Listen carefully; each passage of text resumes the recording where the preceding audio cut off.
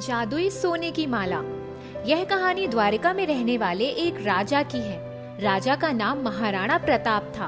वह अपनी रानी यशवंती के साथ एक भव्य महल में रहते थे।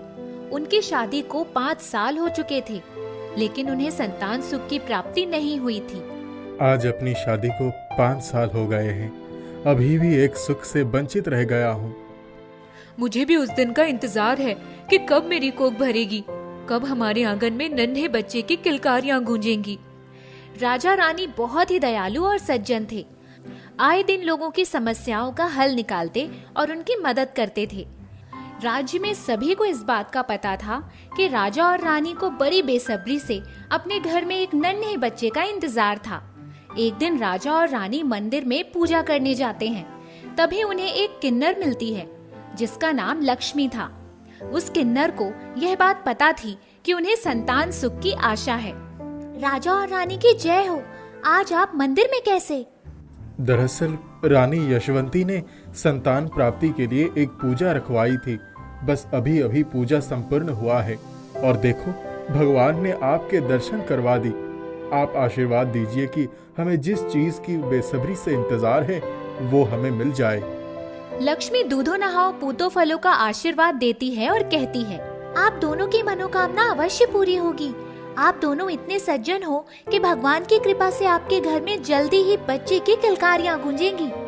किन्नर आशीर्वाद देकर वहां से चली जाती है। कुछ ही महीनों के बाद रानी की कोख भर जाती है। राजा और रानी बहुत खुश थे, खुशी से नाच उठते हैं। 9 महीने बीत गए और रानी को एक पुत्री हुई। राजा को जब खबर होती है कि पुत्री हुई है, वे बहुत खुश हो जाते हैं। मुबारक हो राजा, आपके घर में लक्ष्मी का जन्म हुआ है। मैं बहुत ही ज्यादा खुश हूँ, घर में लक्ष्मी जन्मी है। तेरा बहुत बहुत धन्यवाद। सही कहा कि भगवान के घर में देर है पर अंधेर नहीं। आज मेरी झोली खुशियों से भर दी है। राजा बच्चे के आने की खुशी में भव्य आयोजन रखते हैं। उस राज्य के हर नागरिक को आमंत्रित करते हैं। उसी समारोह में किन्नर भी आती है। रानी उस किन्नर का स्वागत करती है। आपका स्वागत हो, आपकी वजह से हमारे घर में इतनी बड़ी खुशी आई है। धन्यवाद रानी यशवंती, मुझे बहुत ही खुशी हो रही है कि आपके बरसों की तमन्ना अब जाकर पूरी हुई। सभी लोग राजा और रानी के बच्चे को आशीर्वाद देते हैं। कोई उन्हें लंबी उम्र का आशीर्वाद देता है तो कोई उसे खूबसूरती का आशीर्वाद देता है। कोई उसे एक बहुत ही अच्छे इंसान बनने का आशीर्वाद देता है। लक्ष्मी भी औरों की तरह बच्ची को आशीर्वाद देती है। राजा ने लक्ष्मी से कहा, लक्ष्मी, हमारी इस खुशी का कारण आप हो।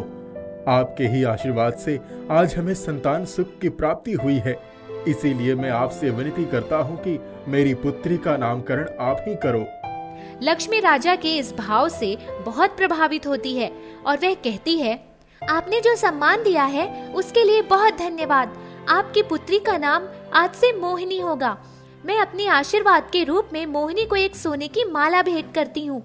जब मोहिनी बड़ी होगी तब यह माला उसे अपने लिए एक योग्य वर तलाश करने में मदद करेगी, जो उसका सुख और दुख का साथी होगा। ये सोने की माला मेरी पुत्री को सही वर ढूंढने में कैसे मदद करेगी? यह कोई मामूली माला नहीं है, इसमें हम सभी किन्नरों का आशीर्वाद है। जब उस योग्य पुरुष के सामने यह माला आएगी तो बहुत ज्यादा चमकने लगेगी, जिसका मतलब यह होता है कि वह पुरुष ही आपकी मोहिनी के लिए सर्वोत्तम वर होगा। साल बीतते गए और देखते ही देखते मोहिनी बड़ी हो गई। वह 18 साल की हो गई। मोहिनी दिखने में बहुत सुंदर थी। सारे राज्य में उसकी सुंदरता का गुण गाया जाता था। वह सिर्फ सुंदर ही नहीं बल्कि अपने माता पिता की तरह एक सज्जन राजकुमारी थी। दया की भावना उसे अपने माता पिता से मिली थी। सुनिए जी, मैंने भगवान से मन्नत मांगी थी कि मोहिनी जिस दिन 18 साल की हो जाएगी उस दिन मैं मोहिनी और आपके साथ भगवान के दर्शन करने जाऊंगी और गरीबों को दान दूंगी। अरे, ये तो बहुत अच्छी बात है। आज ही हम मंदिर जाने के लिए तैयार हो जाते हैं। रानी और राजा अपनी पुत्री मोहिनी के साथ मंदिर दर्शन करने के लिए जाते हैं। वहां जाकर वे लोग मोहिनी के हाथों से दान पुण्य करवाते हैं। कुछ ही देर के बाद वहां से चले जाते हैं। अपने महल में पहुंचने के बाद रानी यशवंती का ध्यान मोहिनी के गले में पड़ता है। अरे, तुम्हारे गले में जो सोने की माला थी वह कहाँ गई? सुबह तक तो सोने की माला मेरे गले में थी, अचानक कैसे गायब हो गई? मुझे लगता है कि रास्ते में कहीं गिर गई थी। अरे पुत्री, वो कोई मामूली माला नहीं थी, वो एक जादुई सोने की माला थी।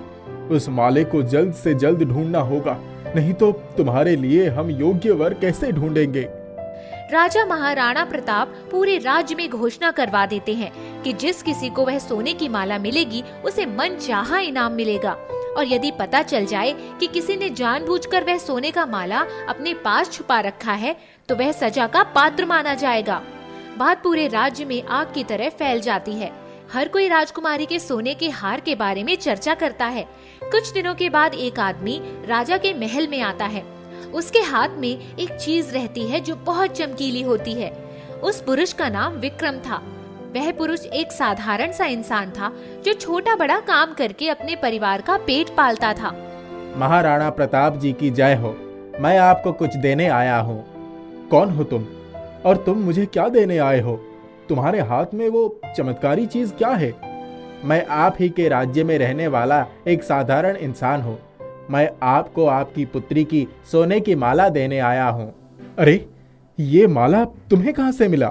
दरअसल मैं मंदिर में अपनी माँ के साथ पूजा करने आया था, तभी मुझे वहाँ एक माला पड़ी दिखी। मैंने पंडित जी को भी बोला था कि अगर कोई अपने सोने की माला की तलाश में यहाँ आए तो उन्हें मेरे यहाँ का पता दे देना, लेकिन पंडित जी राज्य से दूर किसी काम के सिलसिले में गए थे, इसीलिए कुछ दिन तक ये माला कोई लेने नहीं आया। लेकिन जैसे ही मुझे पता चला कि ये माला राजकुमारी जी की है, मैं तुरंत इसे लौटाने आ गया। रानी यशवंती वहीं खड़ी दोनों की बातें सुन रही थी। उन्होंने राजा से कहा, हमारी पुत्री के लिए एक योग्य लड़का मिल गया। उसने जो सोने की माला अपने हाथ में ली थी वह बहुत चमक रही है। यही है हमारी पुत्री के लिए योग्य वर। देखा, नियति का खेल। हमें अपनी पुत्री के लिए योग्य वर की तलाश करने के लिए नहीं जाना पड़ा। लड़का खुद ब खुद हमारे द्वार आ गया है। राजा महाराणा प्रताप विक्रम से कहते हैं, तुम्हारा बहुत बहुत धन्यवाद। शर्त के मुताबिक जो भी इस माला को हमारे पास लाएगा उसे मनचाहा इनाम मिलेगा। तो बताओ, तुम्हें क्या चाहिए? मुझे ज्यादा कुछ नहीं चाहिए, बस एक अच्छा जीवन व्यतीत करना चाहता हूँ, और उसे करने के लिए मुझे एक अच्छी नौकरी की तलाश है, जिसकी वजह से मैं अपने माता पिता को अच्छी जिंदगी दे सकूं। राजा और रानी विक्रम की बात सुनकर बहुत खुश होते हैं। विक्रम का निस्वार्थ भाव देखकर वे बहुत प्रसन्न हो जाते हैं। तुम चाहते तो और भी बहुत कुछ मांग सकते थे, और मैं तुम्हें वो अवश्य देता, लेकिन तुमने बस एक नौकरी मांगी है। राजा विक्रम को किन्नर की पूरी बात बताता है और वहाँ उसके सामने राजकुमारी मोहिनी के विवाह का प्रस्ताव रखता है। विक्रम बिना कुछ सोचे समझे प्रस्ताव सुख स्वीकार कर लेता है, और दूसरी ओर मोहिनी को भी विक्रम बहुत पसंद आता है। विक्रम और मोहिनी की शादी बड़े धूमधाम के साथ हो जाती है और एक हंसी खुशी जिंदगी व्यतीत करते हैं। बहुत समय पहले की बात है। एक लड़का था जिसका नाम था बिरजू। वो दिखने में भी बहुत अच्छा था। बिरजू मेहनत मजदूरी करके अपना जीवन बिताता था। वो सड़क के किनारे रहता था। उसकी कमाई का कोई निश्चित जरिया नहीं था। जहाँ कहीं भी कोई काम मिल जाता वो कर लेता, और जो थोड़े बहुत पैसे मिलते थे उसी से वो खा पी कर मस्त रहता था। वो कंधे पर एक झोला लटकाए सुबह से शाम तक मजदूरी की खोज में निकल पड़ता। अगर किसी दिन कोई काम मिल जाता तो उसका काम चल जाता। जिस दिन काम नहीं मिलता वो भूखा ही सो जाता। एक दिन वो सुबह से शाम तक काम की खोज में घूमता रहा। उसका भूख के मारे बुरा हाल था। वो परेशान होकर इधर उधर घूम रहा था। तभी एक बूढ़ी औरत की नजर उस पर पड़ी। उसने पूछा, क्या बात है, तुम बहुत परेशान दिखाई पड़ रही हो। बिरजू ने बताया कि क्या बताऊं, कई दिनों से कोई काम नहीं मिला है और मुझे भूख भी लगी है। उस बूढ़ी औरत को उस पर तरस आ गया। उसने कहा, ये गेहूं का दाना जादुई है, इसे अपने पास संभाल कर रखना। जब तक तुम्हारे पास रहेगा तुम्हें भोजन की कोई कमी नहीं होगी।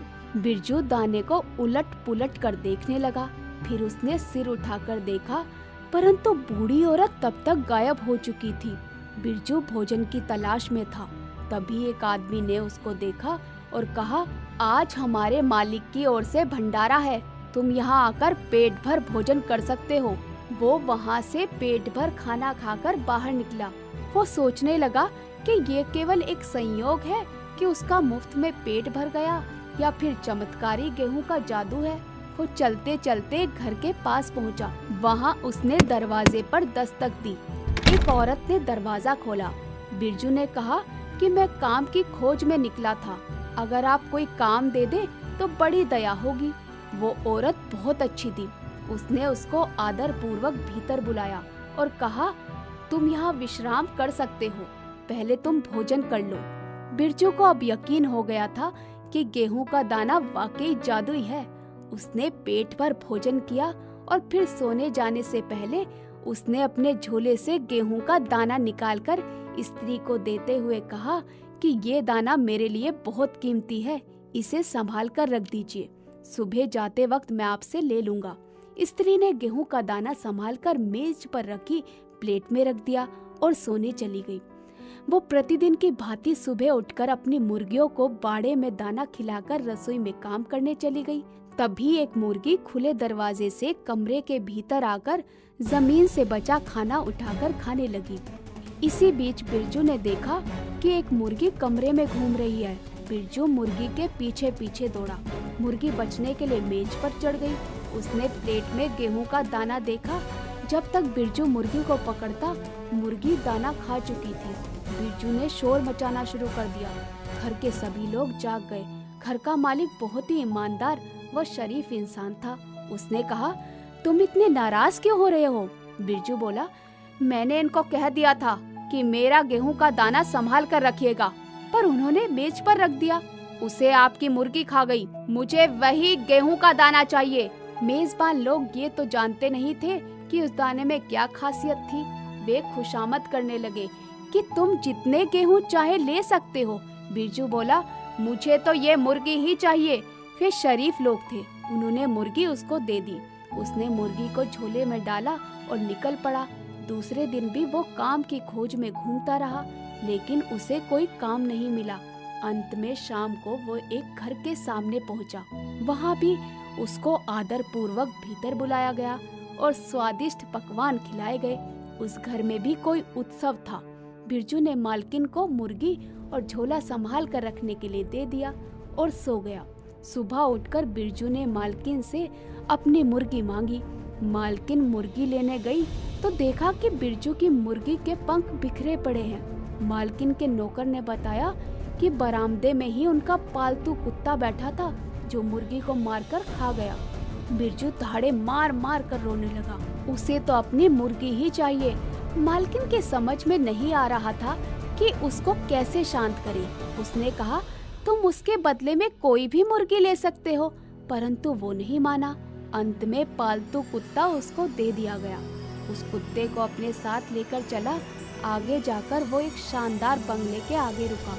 बंगले के मालिक ने बिरजू को भीतर बुलाया। तभी उसकी नजर उनकी बेटी पर पड़ी। वो बहुत खूबसूरत थी। घर वालों ने उसे पेट भर भोजन खाने के लिए दिया। वो सोचने लगा कि एक गेहूं के दाने की करामात के कारण उसे मुर्गी, फिर मालकिन का प्यारा कुत्ता मिल गया। यदि किसी तरह ये कुत्ता मर जाए तो बदले में मैं इनकी बेटी को मांग लूंगा और उससे विवाह करके मेरा जीवन सुखमय हो जाएगा। दूसरे दिन सुबह बेला अपनी सखियों के साथ बगीचे में घूम रही थी। बिरजू ने जानबूझकर कुत्ते को उसके पीछे लगा दिया। तभी कुत्ता जोर से उस पर झपट पड़ा। बेला ने अपने बचाव में एक बड़ा पत्थर कुत्ते को दे मारा। कुत्ते को चोट लगी, पर कुत्ता उसके पीछे भागा। इस बार बेला ने क्रोध में आकर कुत्ते पर डंडे से वार कर दिया। कुत्ता वहीं ढेर हो गया।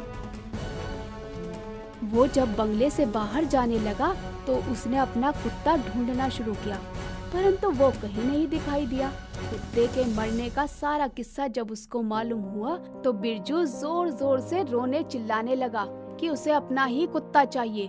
बंगले की मालकिन ने उसे समझाया, परंतु वो नहीं माना। तब बंगले की मालकिन ने असमर्थता प्रकट कर दी। वो बोला, जिसने मेरे कुत्ते को मारा है उसी को मुझे दे दीजिए, मैं उसी से संतुष्ट हो जाऊंगा।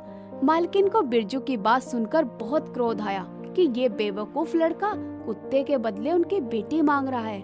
उन लोगों ने उसे बहुत समझाया, लेकिन वो रोता ही रहा। मालकिन ने कहा, तुम्हें मैं 100 मोहरे देती हूँ, यदि तुम में कुछ हुनर है या किसी कला में निपुण हो तो इन्हें 6 महीने में अपनी कमाई से दुगना करके दिखाओ। ये दुगना कर सकोगे तो मैं अपनी बेटी का हाथ तुम्हारे हाथ में दे दूंगी। बिरजू ने मोहरे ले ली। वो मेहनती तो था ही, उन पैसों से उसने व्यापार किया और कुछ ही महीने में वो पैसे चौगुने हो गए। पैसे और सब घर वालों के लिए ढेरों उपहार लेकर बिरजू उनके पास पहुंचा। सब लोग उसका ठाट बाट देखते ही रह गए। उसने बेला का हाथ मांगा। बेला के माँ बाप ने जब देखा कि वो तो वाकई एक व्यापारी बन गया है, तब उन्होंने अपनी बेटी का हाथ उसके हाथ में देने में कोई संकोच नहीं किया। बिरजू बहुत खुश था कि गेहूं के एक जादुई दाने ने उसके जीवन में खुशियां ही खुशियां भर दी थी।